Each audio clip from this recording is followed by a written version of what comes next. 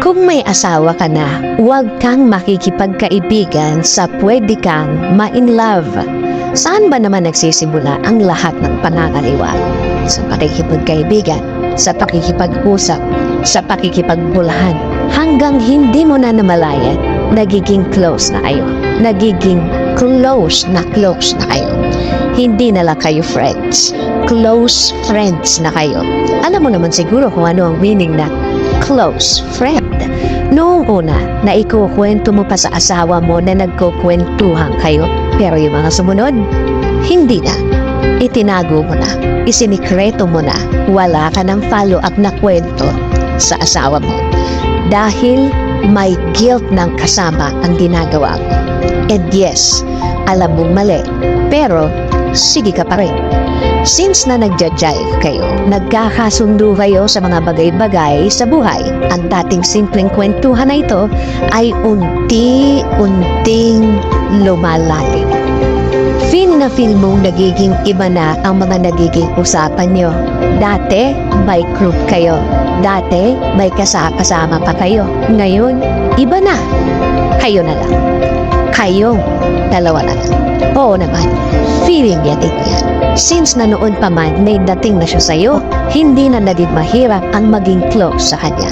Mas personal na ang mga usapan nyo. Iba na ang tono, hindi na lang kayo magkaibigan. Naglalandi ka, lumalandi siya. Naglalandi na kayo. Huwag mong sabihin na nadadala ka lang ng sitwasyon. Dahil sa una pa lang, alam mo nang mali. Lalo na ang mga sumunod na pagkakataon, mga sumunod na pag-uusap at mga sumunod na lakad niyo. Hanggang maramdaman mo na lumubog ka na in love ka na. Oo naman, you felt good. Pero, tinago mo, tinatago mo. Hanggang ang mga susunod mong gagawin, magsisinungaling ka na. Ngayon, yung itinatago mo, magsasuffer na ang lahat.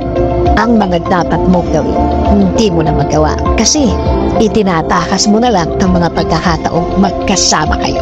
Sabi mo, hanggang hindi alam ng asawa mo, hindi siya masasaktan. Mali ka. Mali ka. Ngayong ginagawa mo yan, sinasaktan mo na siya. Kapag nalaman niya yan, sa tagal na itinago mo, doble, triple ang sakit. Sabay-sabay atong sa dibdib niya yan. At kapag nabuko, pabayaran mo ang lahat ng masasaktan mo mula sa pamilya niya. Kahit sa pamilya mo, masasaktan mo. Kahit ang mga bata, walang kamali-mali. Masasaktan mo. Ang dating tahimik na pamilya mo, wasak na. Kahit tubusin mo ang dahilan o rason, i-justify mo man ang ginawa mo, wala nang maniniwala sa'yo. Kahit sino pa ang takbuhan mo, huhusgahan ka.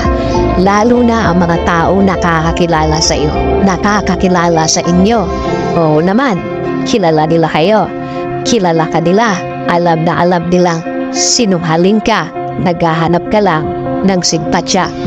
Pero kahit anong daldal mo, kahit anong gawin mo, iba pa rin ang tingin nila sa taong nagloko. Iba pa rin ang tingin nila sa taong nangaliwa, pumatol sa iba, mga taong unfaithful.